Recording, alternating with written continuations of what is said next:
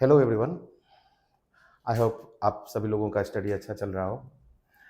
आज के इस लेक्चर में हम लोग एग्रोनॉमी के ड्राईलैंड एग्रीकल्चर वाले पार्ट को, उसके जो बेसिक कॉन्सेप्ट्स है उसको स्टडी करने जा रहे हैं। अगर देखा जाए तो ये एक बहुत ही इम्पोर्टेंट टॉपिक है और एक ये भास्ट टॉपिक भी है, बट आज के लेक्चर में हम लोग जो इसका सिर्फ जो बेसिक कॉन्सेप्ट्स हैं उसको डिस्कस करेंगे। उससे पहले जो बच्चे ने एग्रीकल्चर कोऑर्डिनेटर कोर्स के लिए इंक्वायरी किए थे, मैं उनको बता दूं कि जो हमारा ऑनलाइन कोर्स है वो first online as well as offline course 1 सितंबर से चालू है। उसका डिटेल्स या जो खरीदने का, कोर्स लेने का लिंक वगैरह है वो डिस्क्रिप्शन बॉक्स में दिया हुआ है। अगर वहाँ पर आपको कुछ कन्फ्यूजन होता है तो आप वहाँ पर जो कॉन्टैक्ट डिटेल्स है वहाँ पर कॉल या मैसेज करके आप बाकी का जानकारी ले सकते हैं। चलिए, तो आज का लेक्चर हम स्टार्ट करते हैं। हमारा आज का जो टॉपिक है वो है हमारा ड्राईलैंड एग्रीकल्चर। हम लोग आज इस लेक्चर में जानेंगे आखिर ड्राईलैंड एग्रीकल्चर होता क्या है।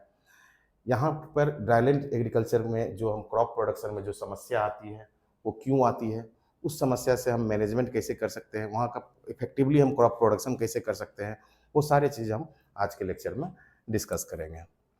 अगर हम बात करते हैं ड्राईलैंड एग्रीकल्चर की, तो उससे पहले हम एक टर्म है उसके बारे में समझेंगे पहले,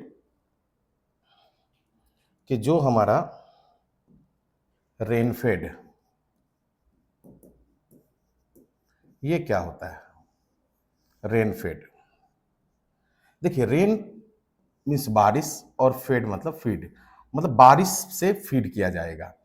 रेनफेड एग्रीकल्चर यानी कि रेनफेड का मतलब ये होता है कि वो बारिश पर आश्रित रहेगा खेती करने के लिए, एग्रीकल्चर करने के लिए। किस पर आश्रित रहेंगे? बारिश पर डिपेंडेंट रहेंगे। ड्राईलैंड एग्रीकल्चर की जब हम बात करते हैं तो ये जनरली ड्राईलैंड एग्रीकल्चर उस एरिया में प्रैक्टिस किया जाता है जहां पर एनुअल रेनफॉल लगभग 600 से 700 mm से ज़्यादा नहीं रहता है उस एरिया में। अब उस एरिया में अमाउंट ऑफ रेनफॉल ज़्यादा नहीं है एनुअली, तो जितने भी बारिश वहां हो रही है, जितने भी अमाउंट ऑफ रेनफॉल हो रहा है, उसी कंडीशन को ध्यान में रखते हुए वहां पर क्रॉप प्रोडक्शन करना पड़ता है। भले ही वहां पर अमाउंट ऑफ रेनफॉल ज़्यादा हो या कम हो, उस सिचुएशन को समझते हुए वहां पर खेती करना पड़ता है।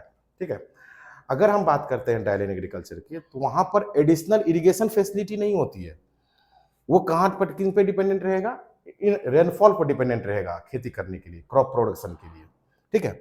तो अगर हम बात करते हैं तो growing of crops entirely under rainfed condition, उसको हम क्या बोलते हैं? ड्राईलैंड एग्रीकल्चर बोलते हैं। पूरी की पूरी तरह से बारिश पर आश्रित खेती जो होगा उसको हम बोलेंगे ड्राईलैंड एग्रीकल्चर। ड्राईलैंड एग्रीकल्चर के अलग अलग ग्रुप हैं, है ना। अगर हम बात करते हैं तो सबसे पहले आती है ड्राई फार्मिंग। जनरली अगर हम ड्राई फार्मिंग की बात करें तो ड्राई फार्मिंग हम उस एरिया में करते हैं, बोले तो एरिड एरिया में करते हैं, एरिड जोन में होता है ड्राई फार्मिंग, जहां पर एनुअल रेनफॉल 750 mm से ज्यादा नहीं रहेगा। वहां पर क्या रहेगा? 750 mm से रेनफॉल ज्यादा नहीं रहेगा। ठीक है। अब इस एरिया में जहां पर अमाउंट ऑफ रेनफॉल 750 mm से कम है, ठीक है, ऑब्वियस बात है कि वहां पर सॉइल में मॉइस्चर की कमी वाली प्रॉब्लम देखने को मिलेगी। उस एरिया में ज्यादा दिन तक सॉइल में मॉइस्चर नहीं रह पाता है, इसलिए वहां का ग्रोइंग सीजन भी ज्यादा बड़ा नहीं होगा। ग्रोइंग सीजन वहां पर लेस देन 75 डेज का होता है, जिस दौरान वहां पर एडिक्वेट मॉइस्चर रहता है। लेस देन 75 डेज का ग्रोइंग सीजन रहेगा। वहां पर क्रॉप फेल्यूर बहुत होगा। क्यों? ड्राई स्पेल के कारण, सूखा के कारण, ड्राउट कंडीशन के कारण वहां पर क्या होगा? क्रॉप फेल्यूर बहुत होता है। तो उस एरिया में हमें क्या रहेगा? सॉइल मॉइस्चर कंजर्वेशन टेक्निक्स का इस्तेमाल करना रहेगा, तभी पर हम वहां पर इफेक्टिवली खेती कर सकते हैं। आई होप समझ में आया। ड्राई फार्मिंग क्या होता है? ड्राई फार्मिंग सबसे पहले एरिड एरिया में होगा, जहां पर एनुअल रेनफॉल क्या रहेगा? 750 mm से कम रहेगा। वहां पर क्रॉप फेल्यूर किस वजह से होगा? तो प्रोलॉन्ग्ड ड्राई स्पेल के वजह से होगा, ड्राउट के वजह से होगा। वहां का ग्रोइंग सीजन भी ज़्यादा बड़ा नहीं होगा, वो लेस देन 75 डेज का होगा। और वहां पर हमें soil water moisture conservation method को अच्छे से वहां पर एडॉप्ट करना पड़ेगा। उसके बाद अगर हम बात करते हैं, ये था ड्राईलैंड एग्रीकल्चर का पहला ड्राई फार्मिंग। उसके बाद अगर हम बात करते हैं तो आता है dryland farming. Dryland farming generally हम सब एरिड जोन में करते हैं, जहां पर कि जो एनुअल रेनफॉल रहेगा वो 750 mm से तो ज़्यादा रहेगा, बट 1150 mm से क्या रहेगा, कम रहेगा। ठीक है, 750 mm से ज़्यादा बट 1120 mm से कम रहेगा। अब अगर हम बात करते हैं 1150 mm से, अब देखिए वहाँ हम बात करते हैं, यहाँ पर भी क्रॉप फेल्योर होगा, बट उतना नहीं होगा जितना ड्राई फार्मिंग में देखने को मिला था, ड्राई स्पेल की वजह से, ड्रॉट की वजह से। उसके बाद अगर आप देखें ड्राई फार्मिंग में, तो वहां पर ड्राई फार्मिंग में अमाउंट ऑफ रेनफॉल बहुत ही कम है, तो वहां पर विंड एरोजन भी ज्यादा देखने को मिलेगा। वहां पर आप मोनोक्रॉपिंग से ज्यादा कुछ नहीं कर सकते हैं, किस केस में, ड्राई फार्मिंग के केस में। बट यहां पर क्या है कि जो अमाउंट ऑफ रेनफॉल है वो 750 mm से ज्यादा है और 1150 mm से कम है, तो यहां पर आपको विंड एरोजन भी, इसके साथ साथ आपको वाटर एरोजन भी देखने को मिलेगा। उसके बाद अगर हम बात करें तो जो ग्रोइंग सीजन होगा यहाँ पर ग्रोइंग सीजन थोड़ा बढ़ जाता है। यहाँ पर ग्रोइंग सीजन 75 डेज से 120 डेज का हो जाता है। क्या हो जाता है, 75 डेज से 120 डेज का रहेगा, इसमें हमारा ड्राईलैंड फार्मिंग में। उसके बाद अगर हम बात करते हैं, तीसरा आता है हमारा rainfed farming. Rainfed farming generally हम ह्यूमिड रीजन में अडॉप्ट किया जाता है, जहां पर जो एनुअल रेनफॉल रहेगा वो 1150 mm से ज़्यादा रहेगा। यहाँ पर कभी ड्राउट वाली सिचुएशन नहीं आएगी, बट यहाँ पर एक्सेस वाटर जरूर जमा हो जाएगा, जिसके कारण हम क्या करेंगे, वहाँ पर प्रॉपर ड्रेनेज सिस्टम को अडॉप्ट करेंगे। कि क्योंकि देखिए आपने वहाँ पर ड्राई फार्मिंग में देखा था कि वहाँ पर पानी की कमी थी, तो विंड इरोजन हो रहा था। यहाँ पर एक्सेस वाटर हो जा रहा है रेनफेड फार्मिंग में, तो यहाँ पर क्या होगा कि वाटर इरोजन के इंसिडेंस ज़्यादा होगा। पानी अगर जम गया तो वहाँ पर हमको ड्रेनेज फैसिलिटी अच्छा करना पड़ेगा, है ना, वो किस में है। और यहाँ पर जो ग्रोइंग सीजन भी रहेगा, यहाँ पर 120 दिन से ज़्यादा का रहता है। ठीक है, तो एक बार ब्रीफ में समझ लेते हैं। ड्राई फार्मिंग कहाँ होता है, एरिड जोन में होगा, जहाँ पर एनुअल रेनफॉल 750 mm से कम रहेगा। वहाँ पर क्रॉप फेलियर होगा ड्राई स्पेल या ड्राउट की वजह से, और वहाँ का जो ग्रोइंग सीजन रहेगा लेस देन 75 डेज का रहेगा। वहाँ पर हमको soil conservation, water moisture conservation method use करना चाहिए। वही अगर आप ड्राईलैंड फार्मिंग की बात करेंगे तो वहाँ पर ये सब एरिड रीजन में होगा, जहाँ पर एनुअल रेनफॉल होगा वो 750 mm से ज़्यादा होगा, बट 1150 mm से कम होगा। यहाँ पर ग्रोइंग सीजन कितने होगा, 75 टू 120 डेज का होगा। वही रेनफेड फार्मिंग की अगर बात करें तो यहाँ पर एनुअल रेनफॉल 1150 mm से ज़्यादा होगा। यहाँ पर ड्रेनेज फैसिलिटी अच्छा रखना पड़ेगा। जो यहाँ पर क्रॉपिंग ग्रोइंग सीजन होगा 120 दिन से ज़्यादा का होगा, और यहाँ पर आपको वाटर इरोजन का प्रॉब्लम देखने को मिलेगा। ठीक है, आई होप आपको समझ में आया। उसके बाद देख सकते हैं आप, ये कुछ इंस्टीट्यूट के नाम हैं जो आपको याद रखना चाहिए। सबसे पहले अगर हम बात करें क्रीडा का, तो क्रीडा क्या है, central research institute for dryland agriculture. ये 12 अप्रैल 1985 को स्टेब्लिश हुआ था, कहाँ पर, हैदराबाद में। उसके बाद इक्रीडा आता है, international centre for agriculture research in dryland, dry areas, ये कहाँ है, हमारा सीरिया में है। फिर हमारा इक्रीसैट आता है, जो international crop research institute for semi arid tropics है। ये 1972 में स्टेब्लिश हुआ, और ये भी कहाँ है, हमारा हैदराबाद में है। तो ये इंस्टीट्यूट का नाम और प्लेस, एस्टेब्लिशमेंट ईयर भी हमें याद रखना है। ठीक है,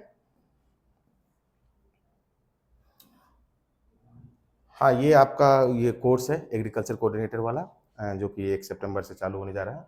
इसके बारे में मैंने डिटेल्स आपको दे रखा हूँ। बाकी चीज़ का डिटेल्स आप डिस्क्रिप्शन बॉक्स से देख लें, और आपको कोई डाउट होता है तो आप कॉन्टैक्ट करें। चलिए आगे बढ़ते हैं हम। ड्राउट, देखिए ड्राउट को हम आम भाषा में समझाते हैं। ड्राउट किसको बोलते हैं, ठीक है ना। सपोज किसी एरिया में जो एनुअली जो रेनफॉल हो रहा है वो हो रहा है 100 mm का। कितना हो रहा है, 100 mm का एनुअली बारिश हो रहा है। अब किसी टाइम पे, किसी साल में वहाँ पर जो बारिश हुआ वो 75 mm या उससे कम हुआ, 75 mm से कम हो गया, है ना। क्या हो गया, 75 mm से कम हो गया, मीन्स लेस देन 75%। जो नॉर्मल रेनफॉल होता है जितना, उसमें से अगर 75% से कम बारिश हुई, जैसे मैं क्या बोला, नॉर्मली अगर हम मान लेते हैं कि एनुअली वहां 100 mm की बारिश हो रही है, बट इस साल वहां पर 75 mm या 75 mm से कम बारिश हुई, तो उस कंडीशन को हम क्या बोल देते हैं, ड्रॉट बोल देते हैं। क्या बोल देते हैं, ड्रॉट बोल देंगे, एकदम सिंपल।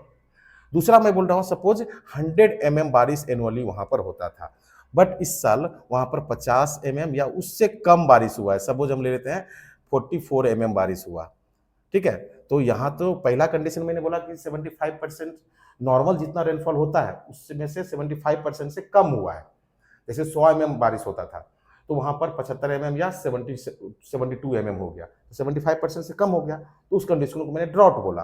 अब मैं क्या बोल रहा हूँ, जनरली होना चाहिए 100 mm, बट वहां पर रेनफॉल 44 mm हो रहा है या 49 mm हो रहा है, 50 या 50% से कम हो गया, तो उस कंडीशन को हम बोलते हैं, क्या बोलेंगे, उस कंडीशन को हम सेवरे ड्रॉट बोलते हैं। जब 50% से कम नॉर्मल बारिश जितना होता है उससे 50% के भी कम बारिश हो तो उसको हम बोलेंगे सेवरे ड्रॉट।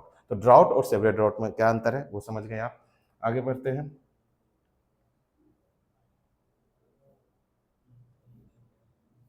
अब ड्राउट के टाइप्स हम देखते हैं। एक मेट्रोलॉजिकल ड्राउट है जो मुख्य है, हाइड्रोलॉजिकल ड्राउट है और एग्रीकल्चर ड्राउट है। सबसे पहले अगर हम बात करेंगे मेट्रोलॉजिकल ड्राउट को, तो किसको बोलते हैं।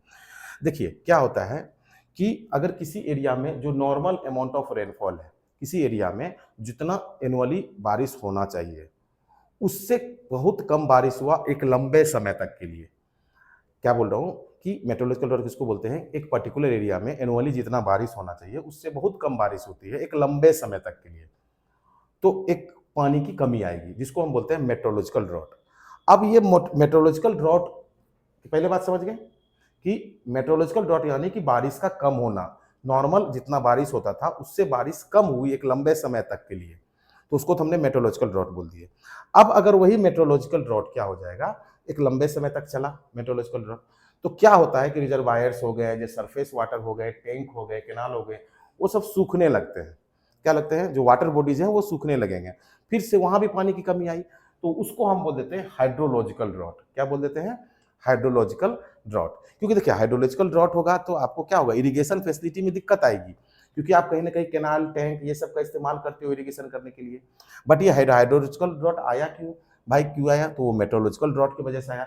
मेट्रोलॉजिकल ड्रॉट क्यों, जबकि एक नॉर्मल अमाउंट ऑफ रेनफॉल जितना होना चाहिए उससे कम बारिश हुई है एक लंबे समय के लिए, जिसके कारण मेट्रोलॉजिकल ड्रॉट हुआ। और मेट्रोलॉजिकल ड्रॉट जब लंबे समय तक चला तो वो किसको, क्योंकि देखिए मेट्रोलॉजिकल ड्रॉट अगर लंबे समय तक चलेगा तो वाटर टेबल में डाउनफॉल आएगा, तो वाटर रिजर्वायर्स जो होते हैं उसमें भी पानी की कमी आएगी, और अगर वहाँ वाटर पानी की कमी आएगी तो ऑफकोर्स आपको खेती करने में, इरिगेशन में भी, क्योंकि जो इरिगेशन फैसिलिटी आप यूज कर रहे हो उसमें भी पानी की कमी आ जाएगी, तो वहां पर आपको दिक्कतें आएगी। तो मेट्रोलॉजिकल ड्रॉट की वजह से हो गया हमारा हाइड्रोलॉजिकल ड्रॉट। एग्रीकल्चर ड्रॉट की बात क्या कैसे होता है कि देखिए हमारे वाटर का लॉस कैसे होता है, अगर सॉइल से वाटर का लॉस हो रहा है तो उसको तो हम बोलते हैं इवापोरेशन। वही अगर प्लांट के बॉडी से वाटर का लॉस हो रहा है, सॉइल से अगर वाटर का लॉस हो रहा है आप क्या बोलते हैं, सॉइल से अगर वाटर का लॉस हो रहा है तो आप बोलते हैं इवापोरेशन। वही अगर प्लांट से लॉस हो रहा है, प्लांट बॉडी से, तो आप बोलते हैं ट्रांसपीरेशन। और वही ये दोनों प्रोसेस को अगर हम मिला देते हैं तो ईटी बोलते हैं, इवेपो ट्रांसपीरेशन। इवेपो ट्रांसपीरेशन। अब क्या होता है कि जब आप खेती कर रहे होते हैं तो क्या होता है कि सॉइल के मॉइस्चर की कमी आती है, सॉइल में मॉइस्चर लेवल इतना हो जाता है कि प्लांट स्ट्रेस में चला जाता है, पानी की कमी महसूस करने लगता है। क्यों, क्योंकि इवापोरेटिव ट्रांसपिरेशन ज़्यादा हो रहा है, वाटर का लॉस ज़्यादा हो रहा है। वाटर का लॉस होने की वजह से सॉइल में जो मॉइस्चर है उसकी कमी आ जाती है और प्लांट एक स्ट्रेस फील करता है, प्लांट को पानी की कमी महसूस होती है, तो उसको हम बोलते हैं एग्रीकल्चरल ड्राउट या सॉइल ड्राउट बोलते हैं। जब प्लांट को पानी का कमी महसूस हो सॉइल में, है ना, सॉइल में वहाँ पर इवापोरेटिव ट्रांसपिरेशन होने की वजह से क्या हो जाए कि पानी की कमी आ जाए, तो उस कमी आने की वजह से क्या होता है कि प्लांट एक वाटर स्ट्रेस महसूस करता है, जिसको हम एग्रीकल्चरल ड्रॉट बोलते हैं। आई होप आपको क्लियर है मेट्रोलॉजिकल ड्रॉट, हाइड्रोलॉजिकल ड्रॉट और एग्रीकल्चरल ड्रॉट। यहाँ से आपको ब्लॉक एग्रीकल्चर ऑफिसर वाले एग्जाम में क्वेश्चंस भी पूछे गए थे। अब हमने देखा कि इवापो ट्रांसपिरेशन से वाटर का लॉस होता है, इवापो ट्रांसपिरेशन से क्या होता है, वाटर का लॉस होता है। ठीक है, लगभग अगर आप देखें तो 60 से 70% अमाउंट ऑफ रेनफॉल है वो इवापो ट्रांसपिरेशन के माध्यम से लॉस हो जाता है। ठीक है ना। तो अगर हम ड्राईलैंड एग्रीकल्चर की बात करें जहां पर soil moisture is a major problem, soil moisture वहां क्या है, एक मेजर प्रॉब्लम है, तो वहां पर हम सबसे ज्यादा ध्यान किस पर देंगे, हम किस तरह से सॉइल लॉस को कम कर सकते हैं, किस तरह से सॉइल मॉइस्चर को हम कंजर्व कर सकते हैं। अभी हमने देखा कि वाटर का जो लॉस होता है वो evaporation as well as transpiration के माध्यम से होता है ना। तो दोनों प्रोसेस को एक साथ मिला देते हैं, उसको इवेपोट्रांसपिरेशन बोल दिए। और ये इवेपोट्रांसपिरेशन जो टोटल रेनफॉल है उसका 60 से 70% पानी को लॉस कर देता है। तो कहीं ना कहीं हम उस मेथड को ड्राईलैंड एग्रीकल्चर में अडॉप्ट करेंगे जो वाटर लॉस को कम करे। तो हम सबसे पहले इवेपोट्रांसपिरेशन को कम करने की कोशिश करेंगे। तो कैसे करेंगे? तो बहुत सारे मेथड्स अडॉप्ट होते हैं इवेपोट्रांसपिरेशन को कम करने के लिए। सबसे पहले मान लिया जाए कि आपने जो प्रीवियस ईयर क्रॉप है उसके जो स्टबल्स बच गए उसको हमने क्या किया, पूरे फील्ड में स्प्रेड कर दिए। वो एक मल्च का काम करेगा, मल्चिंग का काम करेगा। ठीक है, तो वहाँ पर सॉइल के मॉइस्चर को बाहर जाने देगा नहीं। या आप ब्लैक पॉलीथीन का इस्तेमाल करते हो मल्चिंग के लिए, पूरा इंटायर फील्ड को कवर कर देते हो ताकि सॉइल के मॉइस्चर का नुकसान नहीं हो सके। तो पहला तो हम कैसे कम कर सकते हैं इवापोट्रांसपिरेशन? मल्चिंग के माध्यम से। दूसरा, सॉइल का मॉइस्चर को कंजर्व रखेगा, सॉइल से पानी का लॉस मतलब इवापोरेशन कम होगा। हम एंटी ट्रांसपेरेंट को यूज करेंगे। ट्रांसपिरेशन क्या होता है? Loss of water from the plant body. तो वहां पर हम ऐसे केमिकल्स का यूज करेंगे जो ट्रांसपिरेशन को कम करे या ट्रांसपिरेशन को रोके, उसको हम बोलते हैं एंटी ट्रांसपेरेंट बोलते हैं। फिर विंड ब्रेक की हम बात करें, जहां पर हम क्रॉप एरिया है उसके चारों तरफ पेड़ लगा दिए तो वो क्या करेगा, विंड के वेलोसिटी को कम कर देगा, वहां पर वाटर का लॉस कम हो जाएगा। फिर हम वीड कंट्रोल करेंगे, क्योंकि देखिए अगर आप खेत में वीड है तो वीड भी कहीं ना कहीं सॉइल को मॉइस्चर को यूज करेगा। तो जब वीड ही यूज कर लेगा तो क्रॉप के लिए कम तो पड़ेंगे ही ना। तो ये सब मेथड से हम क्या कर सकते हैं, वाटर के लॉस को कम कर सकते हैं। तो सबसे पहले हम बात करते हैं मल्चिंग क्या होता है, वो मैंने आपको समझा दिया। अब हम एंटी ट्रांसपेरेंट की बात करें। देखिए वाटर का लॉस क्या होता है, प्लांट बॉडी से स्टोमेटा के माध्यम से होता है। स्टोमेटा खुलता है, बंद करता है, बंद होता है गार्ड सेल की मदद से। तो स्टोमेटा से ही वाटर का लॉस होता है। तो अगर हम स्टोमेटा को ही बंद कर दें, है ना, ऐसा एंटी ट्रांसपेरेंट यूज करें हम जो स्टोमेटा को ही बंद कर दे, तो स्टोमेटा क्लोजिंग टाइम, ठीक है ना। अब ये कैसे वाटर लॉस को कम करता है, ये स्टोमेटा को ही बंद कर देता है। जैसे फॉर एग्जांपल हम बात करते हैं फिनाइल मर्क्यूरिक एसीटेट, हर्बिसाइड में एट्राजिन की बात कर दें, या कुछ ग्रोथ इनहिबिटर भी, किसका रूप कौन सा काम करता है, स्टोमेटा क्लोजिंग टाइप का। ये एक एंटी ट्रांसपेरेंट हुआ। उसके बाद अगर हम बात करते हैं फिल्म फॉर्मिंग, देखिए क्या होता है, कुछ केमिकल ऐसे होते हैं जो वाटर लॉस को कम करता है। कैसे? वो एक लीफ के, प्लांट के सरफेस के ऊपर में एक लेयर बना लेता है। लेयर जब बन जाता है तो वो लेयर बाहर के कांटेक्ट में नहीं आ पाता है, अंदर का पानी वो वहां से लॉस नहीं हो पाता है, बैरियर के रूप में काम करता है एक्सटर्नल इन्वायरमेंट और प्लांट के इंटरनल इन्वायरमेंट में। तो जब क्या होता है, प्लांट के ऊपर में एक बैरियर बना लिया जिससे वाटर का लॉस मतलब प्लांट के बॉडी से वाटर को बाहर जाने नहीं देता है। जैसे वाइल वैक्सेज हो गया, सिलिकॉन हो गया, वो सब क्या हो गया, फिल्म फॉर्मिंग हो गया। रिफ्लेक्टिंग टाइप की बात करें, कहते हैं ये क्या करते हैं कि जब प्लांट सूरज के प्रकाश आती है तो उस रेडिएशन को ये रिफ्लेक्ट कर देता है, और इससे क्या होता है कि टेम्परेचर कम हो जाता है, लीफ का टेम्परेचर कम हो जाता है। तो लीफ का टेम्परेचर कम होगा तो वाटर का लॉस कम हो जाएगा। इसमें हम जैसे कायोलिन का एप्लीकेशन करते हैं रिफ्लेक्टिंग टाइप में। और कुछ हम ग्रोथ रिटार्डेंट का भी इस्तेमाल करते हैं। तो जिसमें ग्रोथ रिटार्डेंट क्या होता है, सूट के लेंथ को कम कर देता है बट रूट के लेंथ को इंक्रीज कर देता है, यानी कि रूट सॉइल के डेप्थ तक में जाएगा। अब डेप्थ में जाएगा यानी कि अगर रूट ज़्यादा डेप्थ में नहीं है तो सेलो है तो इसका मतलब उस एरिया का जो मॉइस्चर है उसको इस्तेमाल करेगा। लेकिन अगर रूट डेप्थ रहेगा तो वो ज़्यादा डेप्थ, सॉइल के ज़्यादा डेप्थ का मॉइस्चर को यूज कर सकता है, ड्रॉट कंडीशन को अच्छे से वो लड़ सकता है। इसलिए वहां पर ग्रोथ रिटार्डेंट का भी इस्तेमाल करते हैं जो कि सूट के ग्रोथ को कम कर देगा बट रूट के ग्रोथ को इंक्रीज कर देगा। For example Cycocel. अगर हम बात करते हैं कि आखिर प्रॉब्लम्स क्या क्या रिलेटेड है किसमें, हमारे ड्राई फार्मिंग में या ड्राईलैंड एग्रीकल्चर में तो देखिए ड्राई फार्मिंग में जनरली यील्ड कम होता है वेरिएंट यील्ड होता है, मतलब कोई फिक्स यील्ड नहीं रहता है। उसके पीछे रीजन क्या है, एक तो देखिए अपने देश में कैसा रहता है, जनरली ड्राईलैंड फार्मिंग में कम बारिश होती है तो मॉइस्चर की कमी रहती है। दूसरा, अनइवन डिस्ट्रीब्यूशन होता है रेनफॉल का, कहीं पर ज़्यादा बारिश हो गया तो कहीं कम हो गया। अब क्रॉप पीरियड चल रहा हो जिस समय क्रॉप को सबसे ज़्यादा बारिश की जरूरत है उस समय बारिश नहीं हो रहा है, और बारिश ऐसा समय पे हो रहा है जहां पर क्रॉप को ज़्यादा पानी की जरूरत नहीं है। तो इसका मतलब जो रेनफॉल का डिस्ट्रीब्यूशन है वो भी इवन नहीं होता है ड्राईलैंड एग्रीकल्चर में। दूसरा, अगर हम बात करते हैं मॉनसून का लेट आना, अब मॉनसून का लेट आएगा तो सोइंग भी लेट होगा, और सोइंग लेट होगा तो यील्ड इफेक्ट करेगा ही करेगा। प्लस कब मॉनसून लेट आना और प्लस पहले चला जाना, तो कभी कभी तो ऐसा होता है कि जब प्लांट फ्लावरिंग स्टेज या मेच्योरिटी स्टेज में होता है जहां पर पानी की सबसे ज्यादा आवश्यकता होता है उससे पहले मॉनसून चले गए। अब मानसून जब वहाँ चले गए तो फिर से क्रॉप के यील्ड में क्या होगा, पानी की नीड पूर्ति नहीं हो पाएगी, तो यील्ड में इफेक्ट तो होगा ही होगा। उसके बाद अगर हम बात करते हैं बहुत क्रॉप पीरियड के दौरान दो इरिगेशन पीरियड में, दो इरिगेशन के बीच में लंबा गैप हो जाना। सपोज एक इरिगेशन दिए फिर एक लंबा सा ड्राई स्पेल चल गया, तो ये भी समस्या आपको ड्राईलैंड एग्रीकल्चर में देखने को मिलता है। प्लस ड्राईलैंड एग्रीकल्चर में जो सॉइल होते हैं उसके पास लो वाटर होल्डिंग कैपेसिटी भी रहता है।